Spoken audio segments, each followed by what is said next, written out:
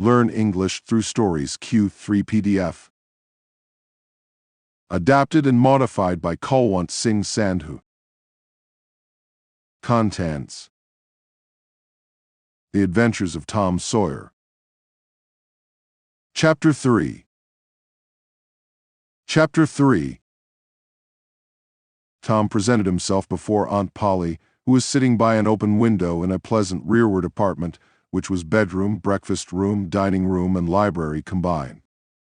The balmy summer air, the restful quiet, the odor of the flowers, and the drowsing murmur of the bees had their effect, and she was nodding over her knitting, for she had no company but the cat, and it was asleep in her lap. Her spectacles were propped up on her gray head for safety. She had thought that of course Tom had deserted long ago, and she wondered at seeing him place himself in her power again in this intrepid way. He said, "Mayn't I go and play now, Aunt?" "What, already? How much have you done?" "It's all done, Aunt." "Tom, don't lie to me. I can't bear it." "I ain't, Aunt. It is all done." Aunt Polly placed small trust in such evidence. She went out to see for herself, and she would have been content to find 20% of Tom's statement true. When she found the entire fence whitewashed, and not only whitewashed but elaborately coated and recoated, and even a streak added to the ground, her astonishment was almost unspeakable. She said, "Well, there's no getting round it. You can work when you're a mind to, Tom." And then she diluted the compliment by adding, "But it's powerful seldom you're a mind to. I'm bound to say, well, go long and play, but mind you get back some time in a week or I'll spank you." She was so overcome by the splendor of his achievement that she took him into the closet and selected a choice apple and delivered it to him, along with an improving lecture upon the added value and flavor a treat took to itself when it came without sin through virtuous effort. And while she closed with a happy scriptural flourish, he hooked a donut. Then he skipped out and saw Sid just starting up the outside stairway that led to the back rooms on the second floor. Clods were handy, and the air was full of them in a twinkling.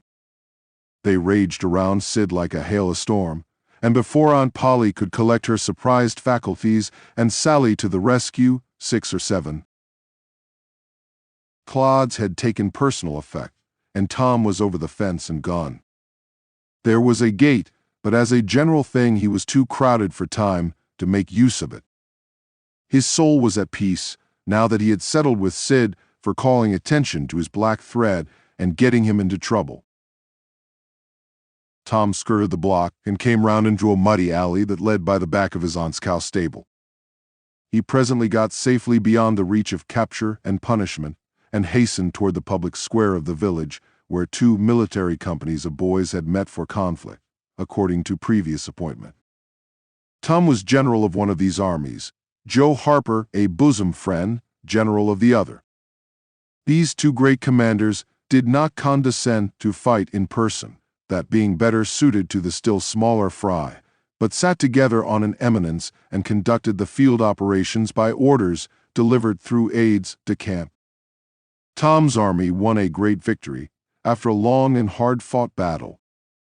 Then the dead were counted, prisoners exchanged, the terms of the next disagreement agreed upon, and a day for the necessary battle appointed, after which the armies fell into line and marched away, and Tom turned homeward alone. As he was passing by the house where Jeff Thatcher lived, he saw a new girl in the garden, a lovely little blue-eyed creature with yellow hair plaited into 2 long tails, white summer frock and embroidered pantalettes. The fresh-crowned hero fell without firing a shot. A certain Amy Lawrence vanished out of his heart and left not even a memory of herself behind. He had thought he loved her to distraction. He had regarded his passion as adoration, and behold, it was only a poor little evanescent partiality. He had been months winning her. She had confessed hardly a week ago. He had been the happiest and the proudest boy in the world only 7 short days, and here in one instant of time she had gone out of his heart like a casual stranger whose visit is done. He worshipped this new angel with furtive eye, till he saw that she had discovered him. Then he pretended he did not know she was present, and began to show off in all sorts of absurd boyish ways in order to win her admiration. He kept up this grotesque foolishness for some time, but by and by, while he was in the midst of some dangerous gymnastic performances, he glanced aside and saw that the little girl was wending her way toward the house. Tom came up to the fence and leaned on it, grieving and hoping she would tarry yet a while longer. She halted a moment on the steps and then moved toward the door. Tom heaved a great sigh as she put her foot on the threshold. But his face lit up right away, for she tossed a pansy over the fence a moment before she disappeared. The boy ran around and stopped within a foot or two of the flower, and then shaded his eyes with his hand and began to look down the street, as if he had discovered something of interest going on in that direction. Presently he picked up a straw and began trying to balance it on his nose, with his head tilted far back, and as he moved from side to side, in his efforts he edged nearer and nearer toward the pansy. Finally his bare foot rested upon it, his pliant toes closed upon it, and he hopped away with the treasure and disappeared round the corner. But only for a minute, only while he could button the flower inside his jacket, next his heart, or next his stomach, possibly, for he was not much posted in anatomy, and not hypercritical anyway. He returned now and hung about the fence till nightfall, showing off as before, but the girl never exhibited herself again, though Tom comforted himself a little with the hope that she had been near some window meantime and been aware of his attentions. Finally he strode home reluctantly, with his poor head full of visions. All through supper his spirits were so high that his aunt wondered what had got into the child. He took a good scolding about clotting Sid, and did not seem to mind it in the least. He tried to steal sugar under his aunt's very nose, and got his knuckles rapped for it. He said, "Aunt, you don't whack Sid when he takes it." "Well, Sid don't torment a body the way you do. You'd be always into that sugar if I weren't watching you." Presently she stepped into the kitchen, and Sid, happy in his immunity, reached for the sugar bowl, a sort of glorying over Tom which was well-nigh unbearable. But Sid's fingers slipped, and the bowl dropped and broke. Tom was in ecstasies. In such ecstasies that he even controlled his tongue and was silent. He said to himself that he would not speak a word, even when his aunt came in, but would sit perfectly still till she asked who did the mischief, and then he would tell, and there would be nothing so good in the world as to see that pet model catch it. He was so brimful of exultation that he could hardly hold himself when the old lady came back and stood above the wreck, discharging lightnings of wrath from over her spectacles. He said to himself, "Now it's coming." And the next instant he was sprawling on the floor. The potent palm was uplifted to strike again when Tom cried out, "Hold on now, why are you belting me for?" Sid broke it. Aunt Polly paused, perplexed, and Tom looked for healing pity. But when she got her tongue again, she only said,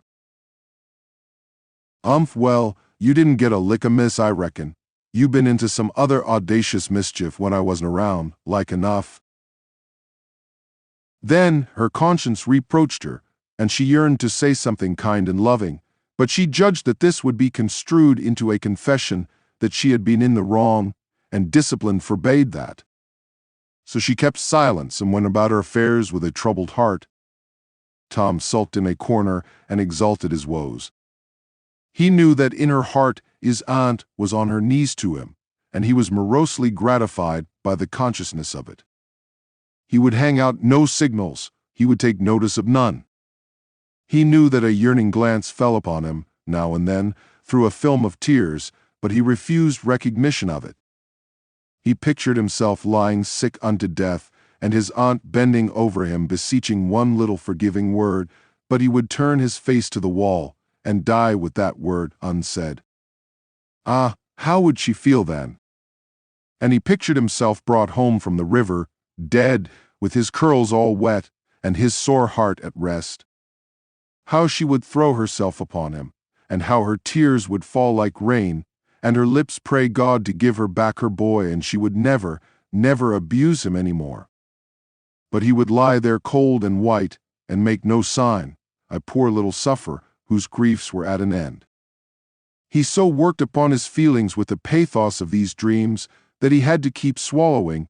He was so like to choke, and his eyes swam in a blur of water, which overflowed when he winked, and ran down and trickled from the end of his nose.